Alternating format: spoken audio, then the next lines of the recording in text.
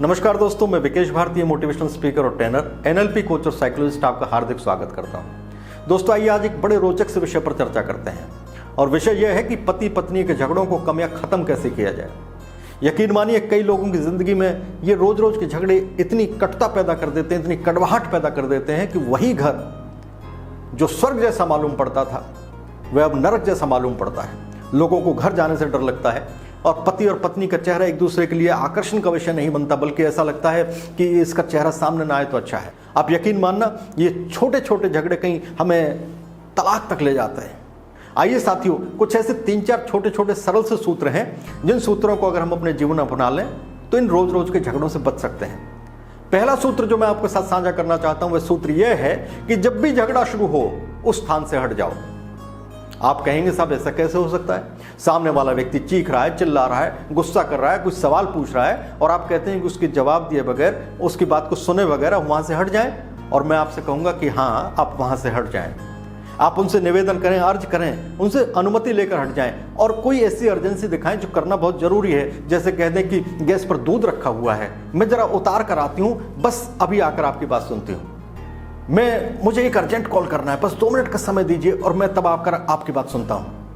और भी कुछ समझ में ना आता हो तो कह दीजिए मुझे बस 2 मिनट का समय दीजिए, मुझे वॉशरूम जाना है, बहुत जोर से लगी है, और वो 2 मिनट निकाल लीजिए। आप कहेंगे साहब इससे क्या फायदा होगा? और मैं आपको बताऊंगा कि इससे बहुत बड़ा फायदा होगा।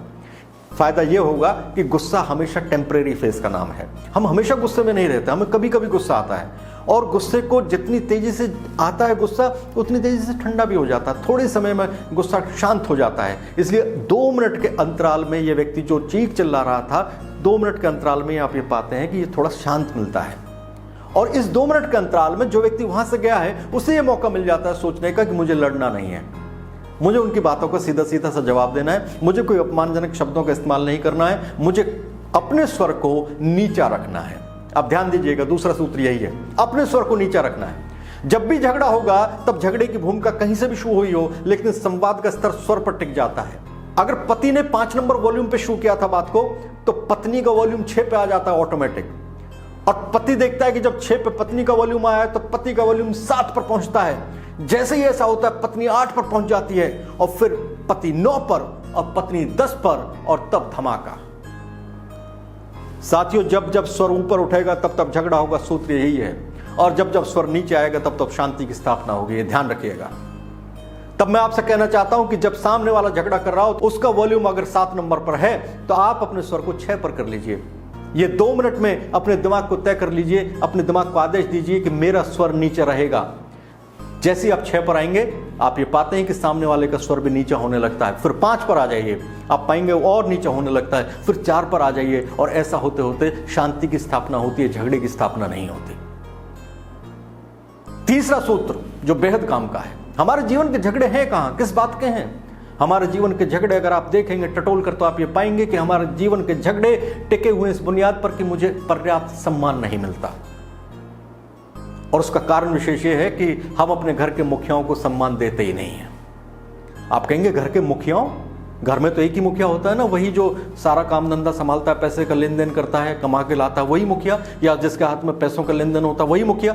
और मैं आपको बताना चाहूंगा, भूल है हमारी, हम लीडरशिप के उस मॉडल को समझ ही नहीं पाए। घर में कई सारे मुखिया होते हैं। जैसे पैसे के लेन देन के लिए अगर पिताजी जिम्मेवार हैं तो पिताजी उस काम के लिए मुखिया हैं, लेकिन किचन को संभालने की जिम्मेवारी किसकी है? घर में आज क्या बनेगा, इसका फैसला कौन करता है? इसका फैसला ज्यादातर घरों में महिलाएं करती हैं, पत्नियां करती हैं, माएं करती हैं, इसलिए वो वहां पर लीडर हैं। और बाहर घूमने कब जाएंगे और कहां जाएंगे इसका फैसला कौन करता है? इसका फैसला बच्चे करते हैं। इसलिए इस फील्ड के लीडर वो हैं। और घर में कब कथा कीर्तन पूजा पाठ होगा इसका फैसला हमारे घर के बुजुर्ग करते हैं। इसलिए इस फील्ड के लीडर वो हैं। हमारे जीवन के झगड़े ज्यादातर इस वजह से होते हैं कि हमने घर में पूजा रख दी और अपने बुजुर्गों से पूछा तक नहीं। हमने घूमने का प्लान बना दिया और बच्चों से पूछा तक नहीं। हमने तय कर दिया है कि कुछ लोग आएंगे आज शाम को घर पर खाना खाने के लिए, और हमने अपनी पत्नी से पूछा तक नहीं। साथियों, मैं आपसे निवेदन करना चाहता हूं, यह बुनियादी भूल है जो हम बार बार करते हैं। जो जिस फील्ड का लीडर है उससे अनुमति लिए बगैर कोई भी काम नहीं होना चाहिए। अगर आपका बच्चा आपके पास आता है और वो आकर आपसे कहता है कि पिताजी मुझे बाहर घूमने जाना है, मैं क्या जाऊं, और आप उसकी मां से पूछे बगैर अगर उसे इजाजत दे देते हैं तो झगड़ा होगा ही होगा, क्योंकि उसकी मम्मी ने ऑलरेडी उसको मना किया है। अगर बच्चा आता है तो झगड़े से बचने का एकमात्र तरीका यही है कि उस फील्ड के लीडर को प्राथमिकता दी जाए, और तब आप बच्चे से कहें कि अपनी मम्मी से पूछो, और वो तब पलट कर जवाब यही देगा कि मम्मी ने तो मना कर दिया है। और तब आप कहें कि मैं सिफारिश कर सकता हूं लेकिन गारंटी नहीं करता, फैसला तो उनका ही चलेगा, जो उन्होंने कहा वही होगा।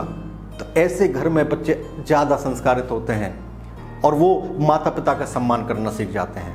पति की वजह से पत्नी का सम्मान होता है और पत्नी की वजह से पति का सम्मान होता है। एक दूसरे को सपोर्ट करना पड़ता है। हम युवाओं की वजह से बुजुर्गों का सम्मान होता है और बुजुर्गों की वजह से युवाओं का सम्मान होता है, अगर हम एक दूसरे के फील्ड में एक दूसरे को सपोर्ट करते हैं। तो मेरा निवेदन आपसे कि हर फील्ड के मुखियाओं को आदर दें, उनकी प्राथमिकताओं को, उनकी वरीयताओं को ध्यान दें, उनसे पूछे बगैर कोई फैसला ना लें। सुझाव जरूर दें लेकिन फैसला, अंतिम फैसला उसी फील्ड के मुखिया को करने दें जिस फील्ड का वह काम है। और साथियों, आइए चौथा सूत्र जो आपके जीवन में क्रांतिकारी परिवर्तन ला सकता है, वह सूत्र यह है कि कहने के बजाय करने में विश्वास रखिए। हम एक दूसरे की शिकायतें करते रहते हैं कि हमारे घर में सफाई नहीं रहती, हमारे घर में लापरवाही है, हमारे बच्चे सामान को संभाल कर नहीं रखते हैं। ऐसी बहुत सारी बातों की हम शिकायत करते रहते हैं। साथियों, मैं आपसे निवेदन करना चाहूँगा कि कहने के बजाय करने में विश्वास रखिए। अगर आपको महसूस होता है कि हमारे घर में सफाई कम होती है और आप 6 महीने से बार बार अपनी पत्नी और बच्चों को ये कहते हैं कि सफाई कम रहती है, तो परिणाम अगर आपको हासिल नहीं हो रहे हैं, तो इससे अच्छा ये है कि कहना बंद कीजिए और करना शुरू कीजिए। और आप अपने हाथ में एक कपड़ा लीजिए और घर की सफाई करना शुरू कीजिए और किसी से कुछ मत कहिए। उनसे मत कहिए कि आइए और मेरे साथ आकर सफाई में मेरा सहयोग कीजिए, बस आप करना शुरू कर दीजिए। आप ये पाएंगे कि 1 हफ्ते के भीतर भीतर वो लोग जिनके कानों पर जूं नहीं रखती थी वो आपके साथ खड़े मिलेंगे। अगर आप सफाई कर रहे हैं घर की, तो आपकी पत्नी भी जुट जाएगी आपके साथ आकर, और जब आपको दोनों को वो सफाई करते हुए देखेंगे आपके बच्चे, तो वो भी आपका सहयोग करने के लिए आपके पास आ जाएंगे।